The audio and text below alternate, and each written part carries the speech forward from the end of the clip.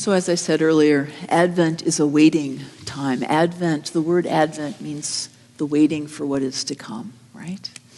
But it's not a passive waiting. It's not just, scrolling, maybe doom scrolling on our phones, waiting for something to catch our attention. Advent is an active waiting, full of anticipation and intention, with eyes wide and arms outstretched, standing on our tiptoes kind of waiting. For the babe in the manger, yes.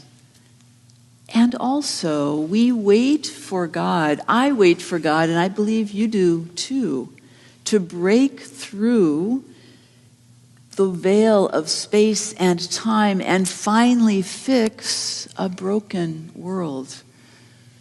We wait because something in us craves meaning and belonging and the assurance that we ultimately belong to God.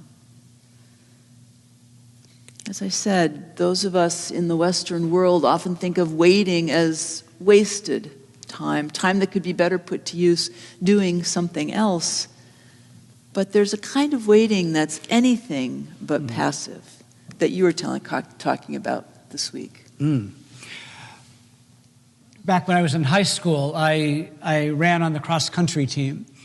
And my favorite part of the race was not the finish line, it was the starting line.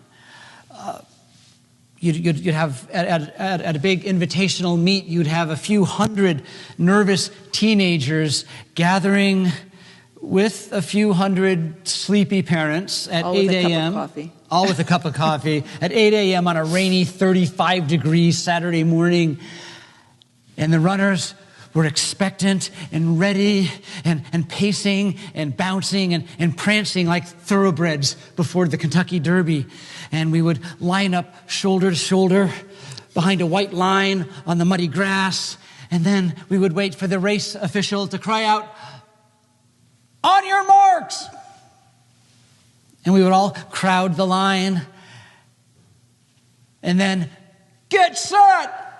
And 200 runners would drop into an expectant semi-crouch with our arms out, our bodies balanced on the edges of our toes. And we would wait for the gun. And it's usually only about 2 seconds, but the moment is so electric, so anticipatory, so fully alive. We wait. The scattered conversation of the spectators goes silent, and we feel the pressure of 300 held breaths. We wait. It is exquisite, these 2 or 3 seconds before the crack of the starting gun. We are so awake, so aware, poised, expectant, ready to give ourselves fully to the effort ahead. That's our image for the waiting of Advent. And I'm not talking about the race to get ready for all the holiday activities coming up, though there's a lot of that coming, right? And I'm not talking about the frantic sprint to the Burlington Mall to beat the post-Black Friday crowds. If you're planning on doing that today, I hate to spoil the effect, but you're already too late, right? We're talking about being Advent people in a world that rushes and waits hardly at all. People who are poised on tiptoe, waiting with hope and peace and joy and love.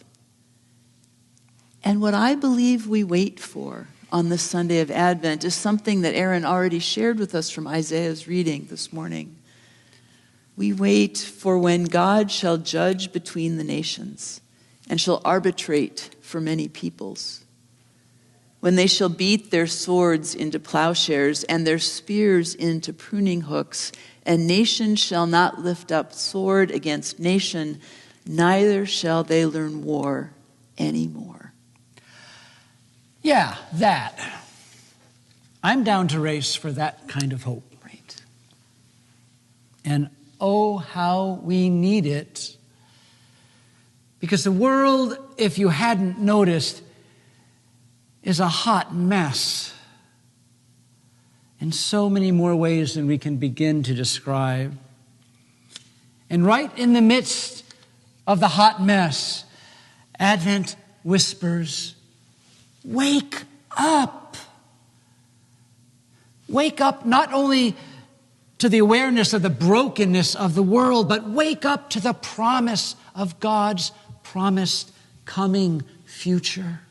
Wake up to the hope that is gestating in the dark. Wake up to the divine light that is already breaking through. Advent time, Kairos time, is often described of as pregnant time, a time of watching and waiting for God to be born among us. Yes, 2,000 plus years ago, and also right here, right now, in us and among us. And it makes me think of something, excuse me, that my friend Jill told me during her first pregnancy. She realized one day that no matter what she was doing, she was multitasking. Whether she was making dinner or whether she was taking a nap, her body was busy building a baby. She said, no wonder I'm so tired and so distracted. There's a hidden work going on inside me and underneath everything I'm doing in my daily life. Advent can be like that too. For the next 4 weeks, no matter what we are doing, whether it's buying holiday gifts or cleaning the house for guests or finishing up our semester exams or watching the tree lighting on the Boston Common, whatever we are doing, our spirits are multitasking because we are building hope inside. We are preparing a room for a birth. We are poised. We are awake. We are getting ready for the birth of God's hope into our lives and into the world. So on this first Sunday of Advent, we want to share with you a simple spiritual practice that I know a lot of you already do, but will strengthen perhaps your capacity to live in hope, even in a challenging world.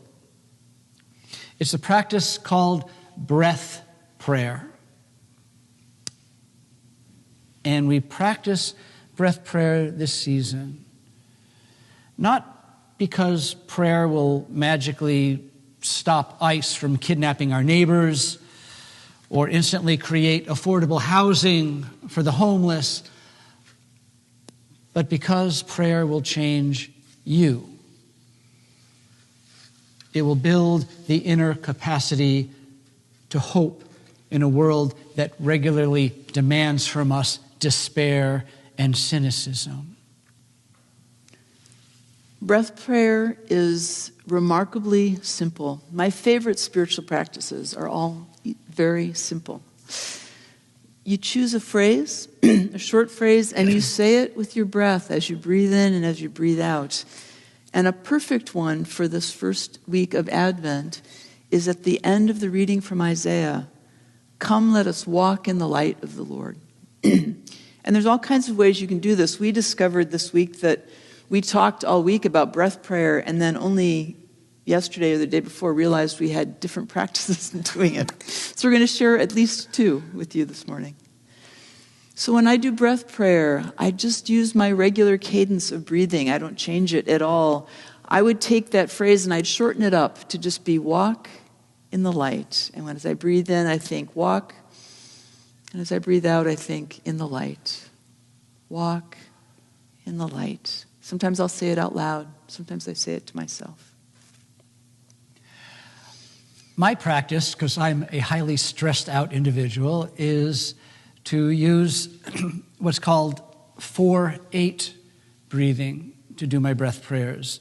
Is to breathe in 4 counts, 3, 4, and out for 8. 1, 2, 3, 4, 5, 6, 7, 8. So I might use this reading from Isaiah, this last line, and go on the in-breath, come, let us walk, and out, come, let us walk in the light of the Lord.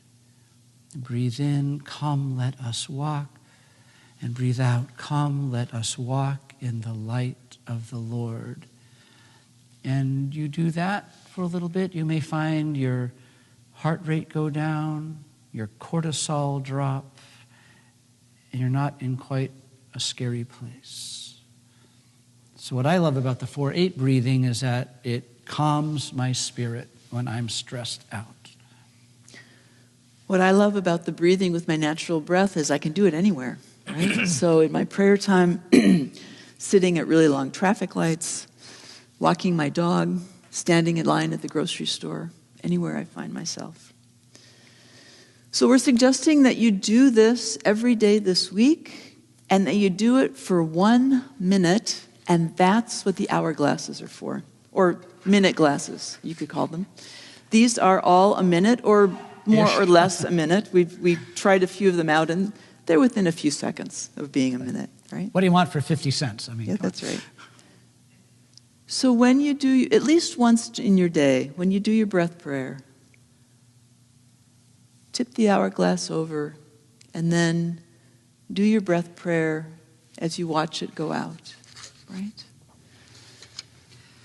And as you do that each day for this week, even for just that 1 minute, you will find that you will have more space for hope in your life. It will make a room for you, a place for you. It will be a waiting, only for a minute, and for a whole minute, a practice at being open for God. And when we know we're not doing this alone, but that we're doing it together, we will find ourselves as a community maybe a little better equipped and able and ready to work for mercy and justice, just as Isaiah dreamed and Jesus embodied. So I began this sermon describing those seconds before the start of a cross-country race. Coiled up, posed, expectant, alive, waiting for the race to begin. And as we were talking about the sermon, I said, so what did that feel like, that moment? What did you feel then? And it's intense and not entirely comfortable, and it's exhilarating. Because in a moment, that race gun is going to go off, and I will be asked to give my all to the end of the race, 5 kilometers through the swamp and the mud. Because that's what I've been training for all season. And Advent can have that same exhilaration. Advent, too, is waiting expectantly and exhilarated and hope-filled and intentional for the one who is to come, for Jesus to be born. And following him is going to take all that we have. It will ask all that we have. All our gifts, all our courage, all our love to help to heal, to help to build a beloved community right in the midst of this world, to in ourselves commit to bend swords into plowshares, and in our communities to work to bend swords into plowshares and spears into pruning hooks. So, beloved, take your place at the starting line. Lean forward. Breathe. Pray. The race of hope is about to begin. Amen.